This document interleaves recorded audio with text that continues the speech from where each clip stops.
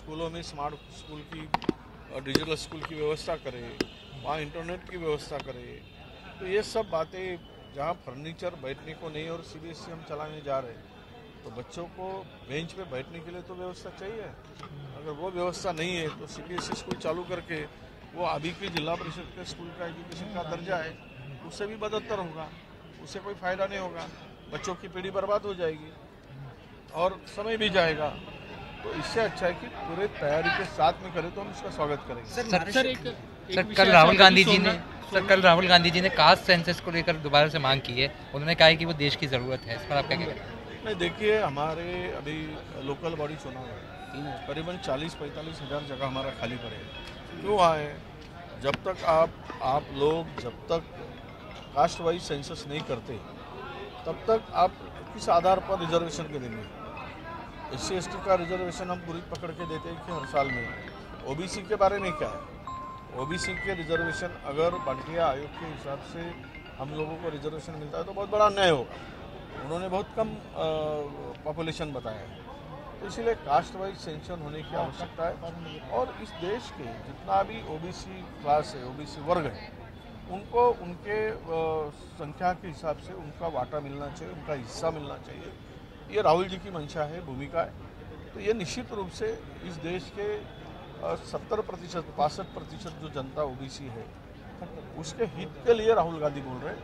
यही उसका नागपुर में हिंसा हुई थी, वहाँ पर जो है सोमनाथ सूर्यवंशी के बारे में, सोमनाथ सूर्यवंशीच्या संदर्भात जो न्यायालयाचा आता अहवाल आला, न्यायालयीन चौकशीचा अहवाल आला, हे आम्ही सुरुवातीपासून म्हणत होतो की सोमनाथ सूर्यवंशीचा खून पोलिसांनी केला, परंतु सरकार त्या पोलिसांना वाचवण्याचा प्रयत्न होता, झालेल्या घटनेवर पांघरून घालण्याचा प्रयत्न चाललेला होता आणि संपूर्ण एव्हिडन्स त्या ठिकाणी ज्या पद्धतीनं मारल्यानंतर मेडिकलचा जो रिपोर्ट आला, शवविच्छेदनाचा रिपोर्ट जो आला, त्यावरून स्पष्टपणे जाणवत होतं की हा खून केला गेला आहे पोलिसांनी।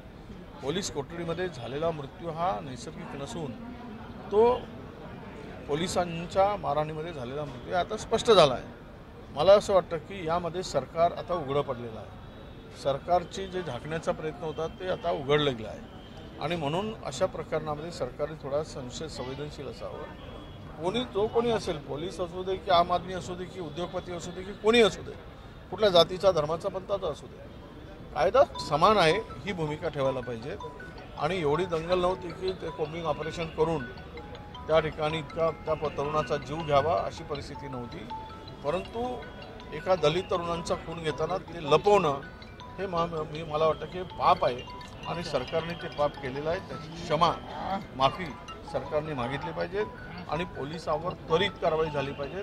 त्यांच्यावर 302चा गुन्हा, जो पोलिसांनी हे कृत्य केलेलं आहे, ही घटना घडवली आणि त्याचा जीव घेतला आहे, त्याच्यावर 302चा गुन्हा दाखल झाला पाहिजे अशी आमची मागणी आहे। सर, अजितदादांनी त्यांच्या मंत्री ब्रीफिंग झालं, त्याच्यामुळे सभागृहात वेगळी नाही, म्हणूनच मुख्यमंत्र्यांना चुकीचं ब्रीफिंग देणाऱ्या, चुकीची माहिती देणाऱ्या अधिकाऱ्यावर कारवाई झाली पाहिजे, त्यांचं निलंबन झालं पाहिजे, त्यांच्यावर डी सुरू झाली पाहिजेत आणि या सोमनाथ सूर्यवंशीच्या खुनाला जो जबाबदार, ज्यांनी ही अत्यंत भयानक अशी मारहाण केली आणि त्याचा जीव घेतला, त्याच्यावर 302चा गुन्हा दाखल झाला पाहिजे। माफी मागितली पाहिजे का सभागृहात? नाही, असं आहे, सरकार म्हणून ब्रीफिंग करणाऱ्यावर कारवाई केली तेवढीच पुरेशी आहे। सर, असं म्हणणार नाही की कारण आम्हाला जे ब्रीफिंग दिलं जातं ते अधिकारीच देतात। सर, अजितदादांनी त्यांच्या मंत्र्यांना तंबी दिली आहे की कुठल्याही प्रकरणात अडकू नका, नाहीतर मंत्रीपद जाईल तुमचं। नाही, बरोबर आहे, जे अलीकडे मंत्र्यांचे जे काही धंदे चालले, मंत्र्यांचे उद्योग जे काही चालले आहे, ते मंत्री आहोत हे विसरून चाललेले आहे। त्यामुळे त्या पक्षाचा प्रमुख म्हणून त्यांना वाण करणं हे आवश्यकच होतं, नाही तर बेभान सुटले होते। आता काय सगळेच पाहतो आम्ही, कोणी नागळं फिरतो, कोणी उघडं फिरतो, कोणी काही बोलतो, कोणी कसाही वागतो, काही राहिलं नाही। आणि अशामध्ये कोणी कोणाच्या जमिनी बडकावतो, जमिनी खातो, वार दुनियाभरचे सगळे काही चालले इथले।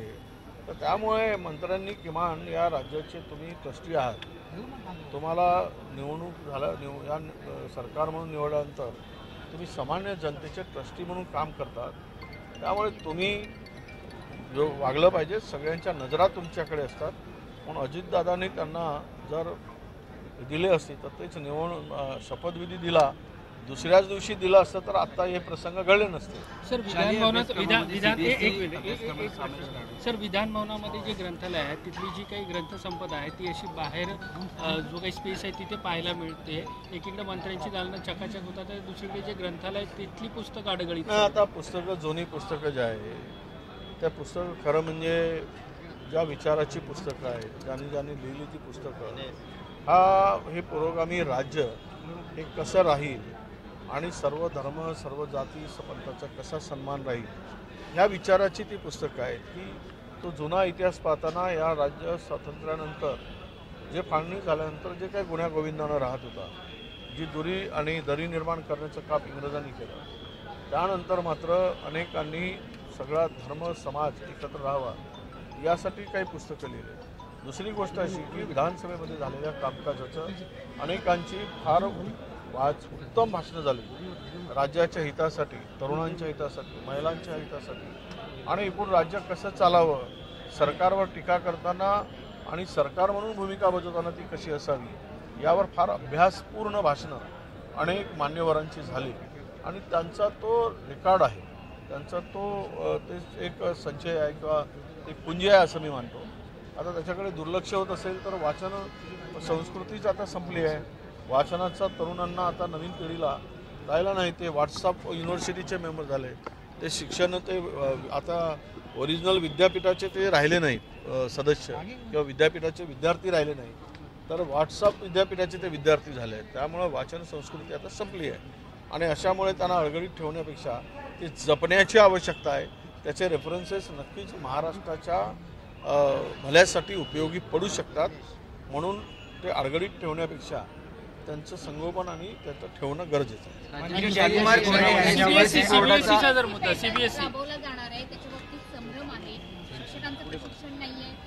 मी तेच आत्ता बोललो हिंदीमध्ये, मी तेच बोललो आत्ता.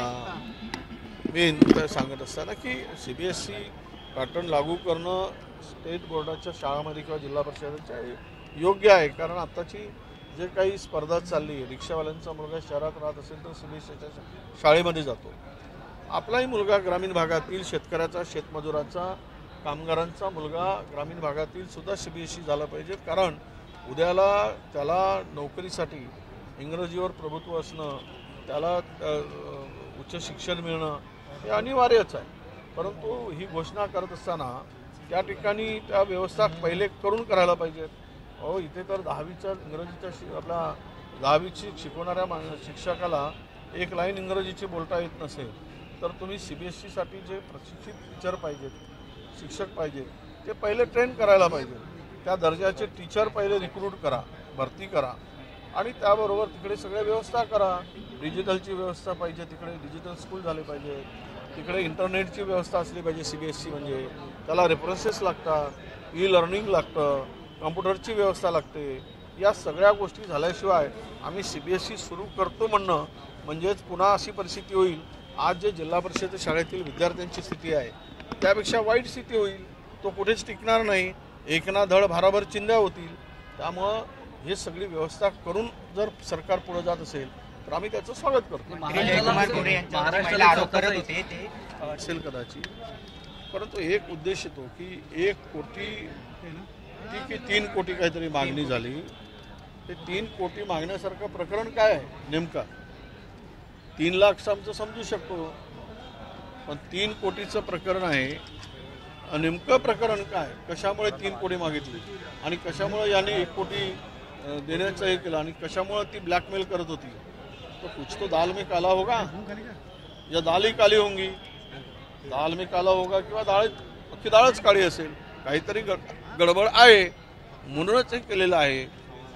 आणि सत्ता आहेच, सत्तेचा उपयोग पाहिजे त्या पद्धतीनं करता येतो हे सिद्ध झालेलं आहे. थँक्यू.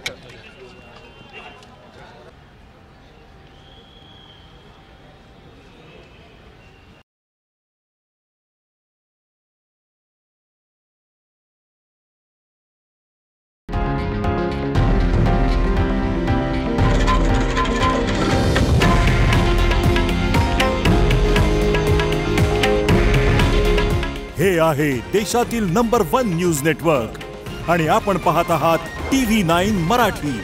काळजी तुमची, हित महाराष्ट्राचं.